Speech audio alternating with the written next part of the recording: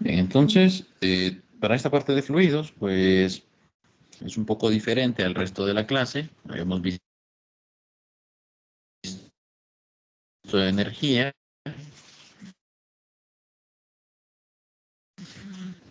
habíamos visto eh, la parte de trabajo también como objetos sólidos.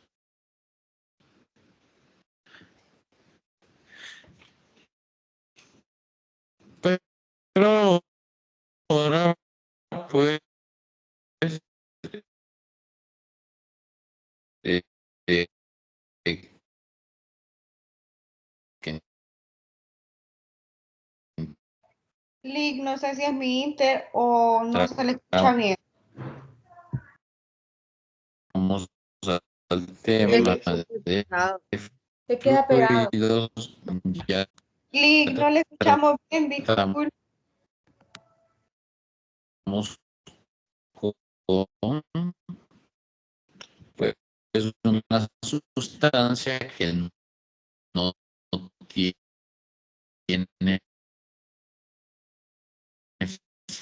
forma por sí.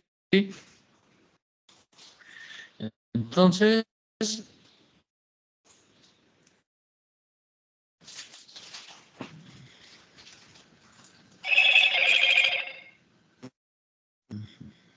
hola, hola. Perdón, es que no No se había entendió cambiado de red. nada. Sí, es que no había cambiado la red todavía. Ahora sí me escuchan. Ahora sí. Sí, Lick. Excelente. Bien, les decía que a diferencia de los sólidos que hemos estudiado hasta el momento, donde pues hemos estudiado la parte de trabajo, energía, cinemática y leyes de Newton, pues es un poco difícil aplicar este mismo análisis a los fluidos, dado que los fluidos no tienen forma. Como los fluidos no tienen forma, se rigen entonces por principios diferentes, pero que en esencia sigue siendo leyes de Newton, sigue siendo la parte de trabajo y energía, pero adaptado a las cantidades que describen mejor los fluidos.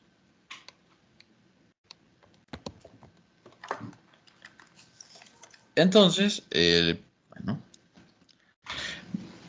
por fluido, pues vamos a entender un cierto estado de la materia que llamamos líquido. De los tres que vamos a estudiar, pues estaríamos tratando con el estado líquido. Y podríamos decir que los líquidos y los gases tienen cierta similitud, aunque los gases son más libres de esparcirse en el espacio y los fluidos no lo son tanto. Pero bueno, sí tienen ciertas similitudes y pues se les aplica algunos conceptos se aplican en común.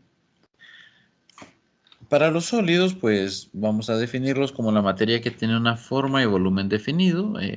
Las moléculas de un sólido pueden vibrar, pero pero vibran alrededor de un punto, es decir, no puede deformarse, no se deforman. En el caso de los líquidos sí se deforman, y en el caso de los gases, estos pueden separarse pues, de la concentración de gas, pueden separarse, son más libres para moverse. Entonces, yo les decía que hay tres principios que modelan el comportamiento de los fluidos. Principio de Arquímedes, principio de Pascal y principio de Bernoulli, donde el principio de Pascal es el tema que vamos a evaluar en la prueba. Bien. Estos principios que modelan los fluidos hacen uso siempre de las leyes de Newton y de los conceptos de trabajo y energía, pero, como les dije, aplicado a fluidos.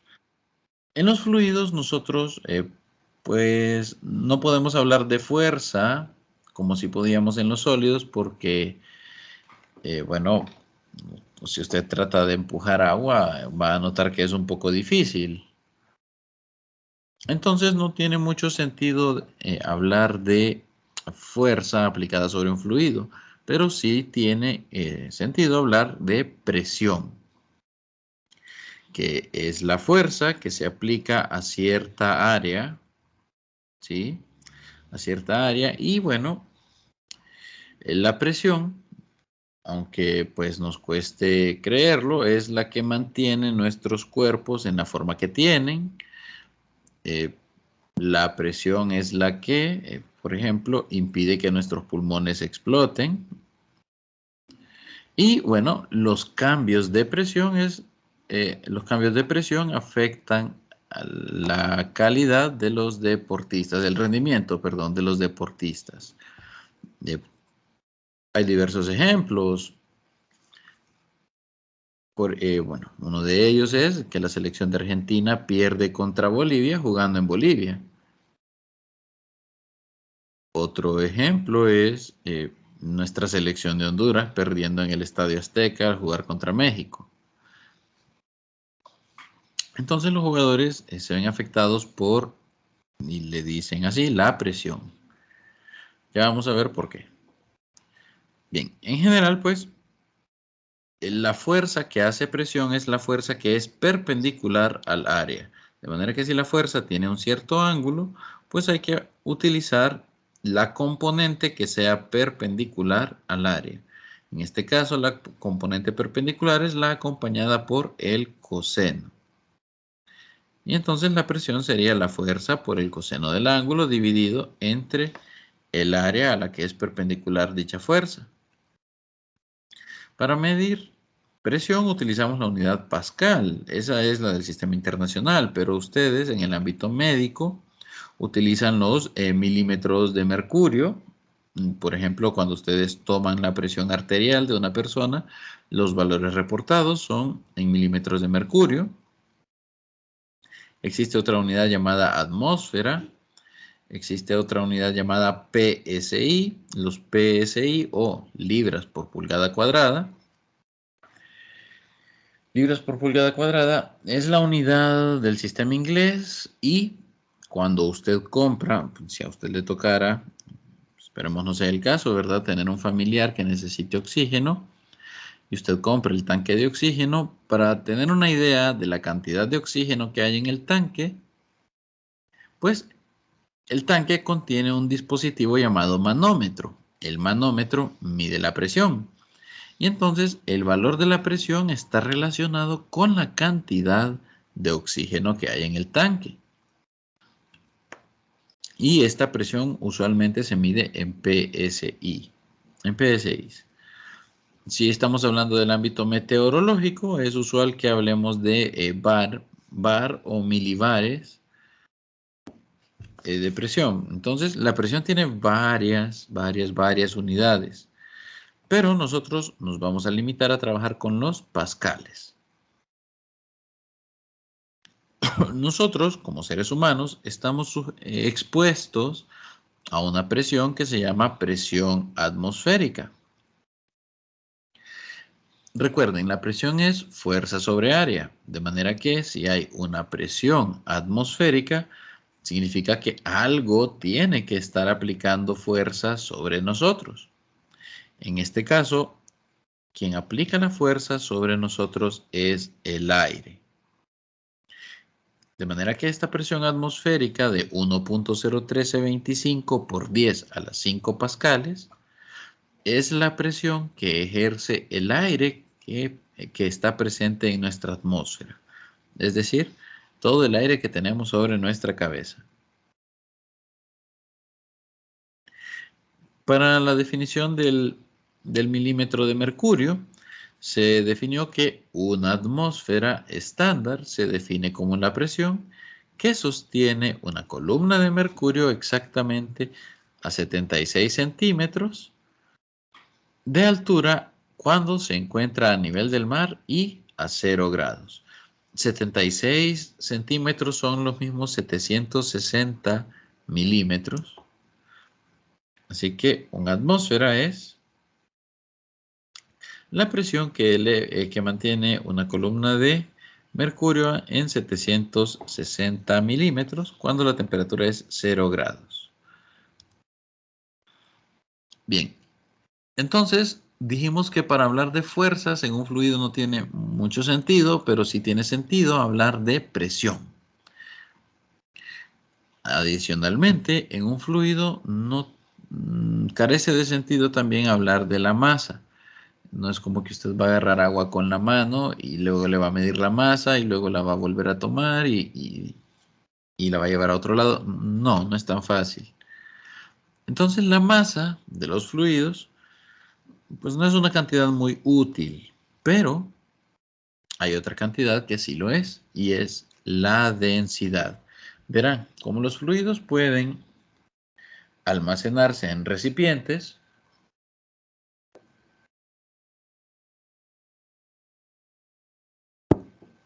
si usted construye un recipiente con una geometría, digamos, de fácil cálculo de volumen, por ejemplo, las pilas de nuestras casas, que son, bueno, no son necesariamente así, pero supongamos que el albañil hizo una pila y tiene la misma medida de alto, largo y ancho.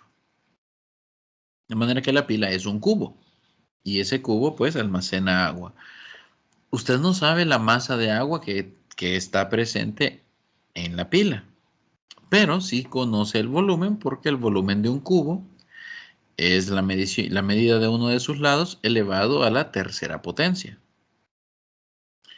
De manera que si la pila mide 1 metro de alto, 1 metro de largo y 1 metro de ancho, pues la pila tiene capacidad para almacenar 1 metro cúbico. Porque sería 1 por 1 por 1. Bien, ahora sí. Hablar de masa en los fluidos, pues resultaba complicado. Es más fácil hablar de la densidad. La densidad se define como la masa sobre el volumen. Y es un indicativo de qué tan compacta es la materia de una sustancia, qué tan compactos son esos átomos. Y bueno, en el área de la salud tenemos un examen llamado la densitometría ósea que sirve para pues medir la densidad de los huesos.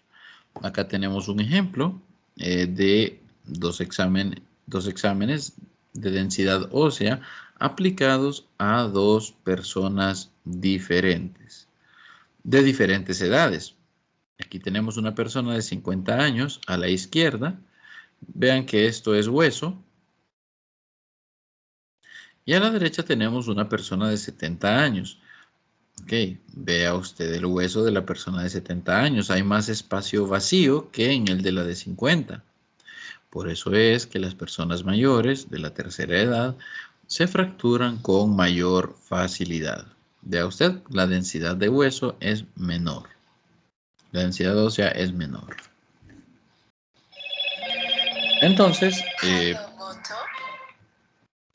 Entonces, otra cantidad importante es la gravedad específica. Bueno, esto es más útil para los químicos farmacéuticos, que es una relación que hay entre la densidad de una sustancia y la densidad del agua. Si hablamos del sistema internacional, si hablamos del sistema CGS, bueno, que nosotros no vamos a usar, pero es bueno que lo sepan. En el sistema CGS, la densidad del agua es 1. Entonces, la gravedad específica es la densidad de la sustancia dividido entre 1. En el sistema internacional, la densidad del agua es 1000 kilogramos por metro cúbico. Entonces, bueno, en la parte minera tiene utilidad hablar de la gravedad específica.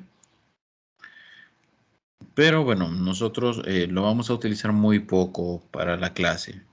Y a menos que usted esté pues en la parte de química, lo va a usar muy poco, probablemente. Bien, lo que sí podemos mencionar es que entre mayor es la densidad de una sustancia, más sustancia cabe en un mismo volumen. Esa es la idea de la densidad. Si yo comparo el agua y el plomo, más o menos hágase una idea que usted puede tener 1000 kilogramos de agua en un metro cúbico. Pero si hablamos de plomo, usted puede tener aproximadamente 11.000 kilogramos de plomo en un metro cúbico. Entonces yo puedo meter más plomo en un metro cúbico que agua en un metro cúbico, porque el plomo es más denso. Acá tenemos las densidades de algunas sustancias. Bueno, ya vamos a ver qué pasa, qué efecto tienen sustancias pues más densas.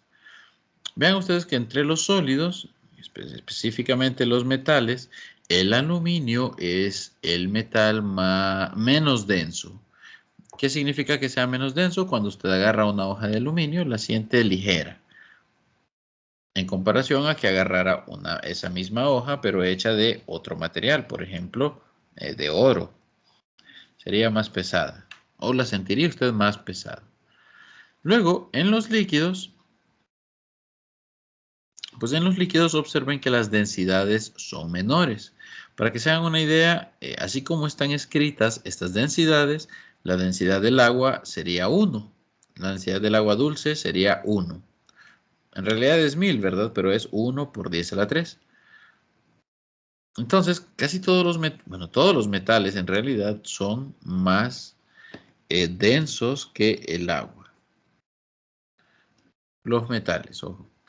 Luego acá tenemos otros líquidos, sangre. La sangre es un poco más densa que el agua. La gasolina, el queroseno son menos densos que el agua. Lo mismo con el alcohol etílico y el alcohol metílico son menos densos que el agua. Y vean que aquí hablamos pues de miles porque aparece el factor 10 a la 3. Pero si hablamos de aire, de gases, si hablamos de gases, vea que las densidades son bastante pequeñas. Acá, por ejemplo, este 1 es en realidad 1000, pero aquí es 1.29. Y así sucesivamente. Entonces aquí tenemos las densidades para sustancias comunes. Bien, aquí tenemos una parte de la medición de la presión. La medición de la presión se realiza con un dispositivo llamado manómetro. Y entonces, aquí pues,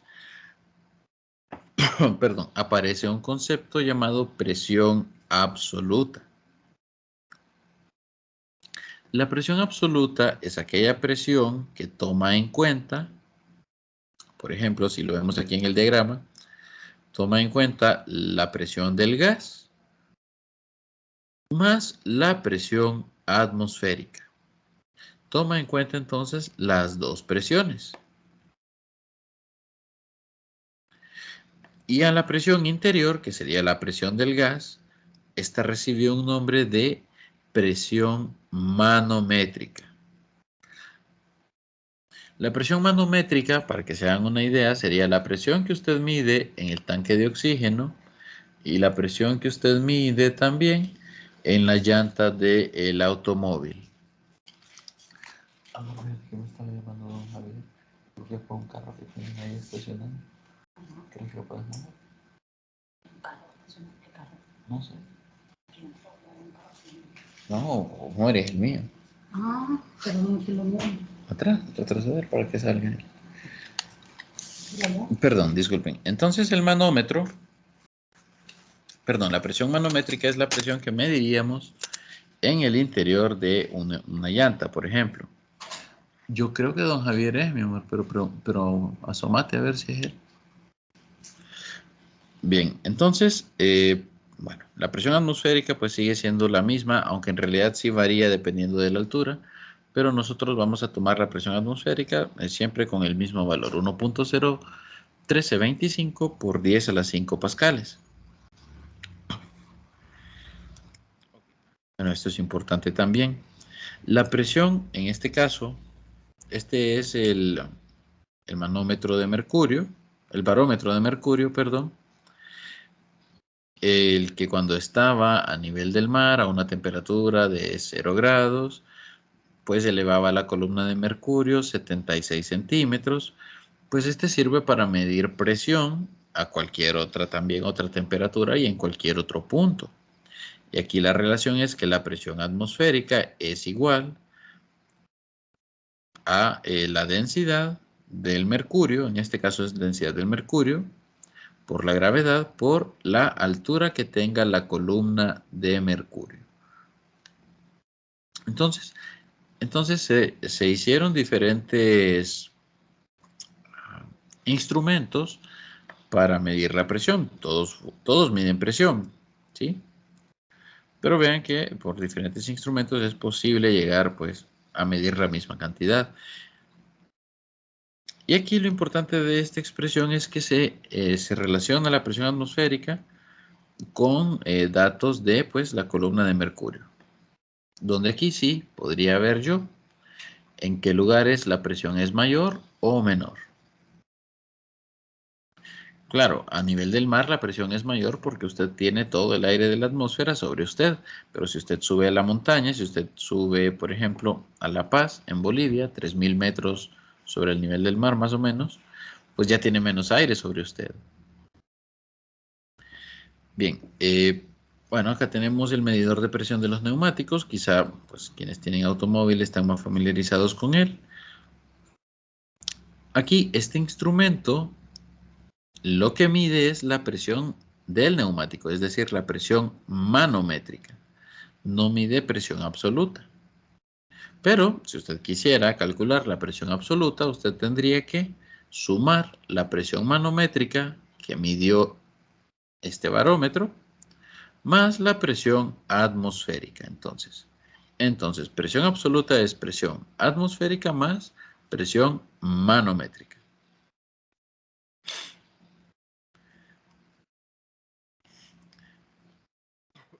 Bueno, aquí pues tenemos algunos datos donde pues si nosotros medimos con el instrumento 20 psi, la presión real dentro del neumático es una atmósfera más alta, es decir, 34.7 psi, porque una atmósfera, que sería la presión atmosférica, es una atmósfera, equivale a 14.7 libras por pulgada cuadrada o psi. Bien, esto pues ya más del interés de ustedes, tenemos acá el esfigmomanómetro, es pues un instrumento bastante útil para determinar su estado de salud, algunas veces su condición física incluso, pues dependiendo del valor de presión que usted, que usted tenga. Para esto pues sí se requiere un entrenamiento rápido para identificar bien los sonidos. Los sonidos se escuchan con el estetoscopio y es porque es necesario saber en qué momento tomar la lectura de la presión. Para que se hagan una idea, se considera que una presión normal es de 120-80. Pero aquí, bueno, ustedes son del área de la salud, probablemente ya han tomado presión antes en alguna de sus clases. Hace referencia a la presión sistólica y diastólica y está medida en milímetros de mercurio. Estos valores de presión pueden aumentar por enfermedades o, claro, cuando usted se ejercita, también aumenta la presión. Bien, acá, bueno, esto sí se los voy a dejar a ustedes para que lo puedan revisar con más calma en sus casas. Y vean que en algunos animales, pues si nuestra presión es de 120-80, en algunos animales pues es mayor, en los perros o en los caninos en general, 140 a 160 es la máxima y la mínima es de 70. En los gatos es 160 a 100. Y pues en los caballos entre 90 y 110 y 50 la mínima. Y en los bovinos 150 a 100. Vea que en los animales pues la presión arterial es mayor que en nosotros los seres humanos. Ok, bien. Pasamos de hablar de presión a hablar ahora sí. Abrile, toma, Melissa, porfa. Pasamos de hablar de presión a relacionarlo con la, bueno, de presión como aplicación, a relacionar la presión con la fuerza. En este caso, con la profundidad que, bueno, que alcance un cuerpo o la presión a una cierta profundidad de un fluido. En este caso, en la imagen de la derecha, vamos a medir la presión en la base de esta columna de agua. Esa presión, si no tomamos en cuenta la atmosférica, estaríamos hablando de presión manométrica. Esa presión es simplemente la densidad por la gravedad por la altura. Si usted quiere calcular la presión absoluta, si usted quisiera la presión absoluta, pues simplemente suma la presión atmosférica. Ahora sí, vamos con los principios que modelan los fluidos. El primero es el principio de Pascal y dice así: la presión que se aplica en un fluido encerrado se transmite sin pérdidas a todos los puntos del fluido y la superficie que lo contienen. Verán, el principio de Pascal es la manera en la que usted puede frenar un automóvil de 900 kilogramos, siendo usted un ser humano de 70 kilogramos, que está dentro del auto. Es decir, el sistema de frenos de los automóviles funciona mediante el principio de Pascal, donde, claro, el líquido, el fluido que se utiliza no es agua, sino que es un líquido de frenos. Entonces, ¿qué dice el principio de Pascal? Que si usted aplica una fuerza acá que produce la presión, llamémosle la presión PA, esa presión PA se transmite en todo el fluido y aparece entonces en todas las paredes del recipiente que contiene el fluido. Una aplicación es el freno de mano. Perdón, el pedal de freno. Estaba pensando en otra cosa. El pedal de freno. Entonces usted con una leve presión sobre el pedal, y probablemente esto no lo había pensado nunca, ¿verdad? Pero con una leve presión sobre el pedal es capaz de frenar un automóvil que puede ir desde 30 kilómetros por hora a tener una rapidez de 120 kilómetros por hora. E igual lo frena. Tardará más o menos, pero lo frena.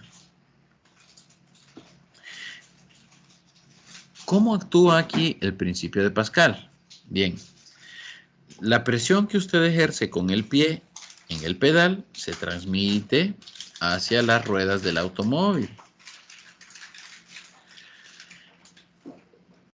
Pero si usted se pone a pensarlo, la fuerza que usted aplica es una fuerza pequeña, pues.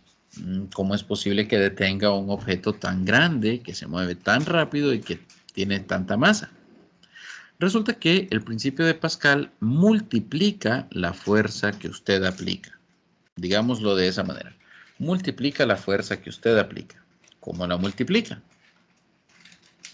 Como la presión se transmite igual en todo el fluido, se transmite igual, entonces quiere decir que la relación fuerza-área en ambos puntos, en dos puntos cualquiera, debe ser igual, la relación fuerza-área. Si nosotros aplicamos la fuerza Fi, podemos jugar con las áreas para que la fuerza FO, que sería la fuerza que mira la rueda, sea mayor que la que usted aplicó. En este caso, jugamos con la construcción del dispositivo. Jugamos con las áreas. Usted puede controlar el tamaño de las áreas de manera que el principio de Pascal a usted le multiplique la fuerza. Aquí estaríamos diciendo que el área que se encuentra en contacto con la rueda es mayor que el área en la que usted aplicó la fuerza. Así pues, tenemos una multiplicación de la fuerza que usted aplique gracias al principio de Pascal. Otra de las aplicaciones es el elevador y amortiguador hidráulico. Vean ustedes, con una leve presión, usted pudiera hacer con su mano, es capaz de levantar un automóvil. Si alguna vez, bueno, no, probablemente no se lo habían preguntado antes, pero bueno, si usted va a un taller y ve que la persona solo acciona una palanca o solo presiona un botón y pues eso ya hace subir un automóvil, me imagino que lo sorprendió en algún momento. Y bueno, funciona gracias al principio de Pascal. Vamos a quedarnos por aquí el día de hoy, jóvenes. Vamos a continuar el día de mañana. Si hay alguna pregunta.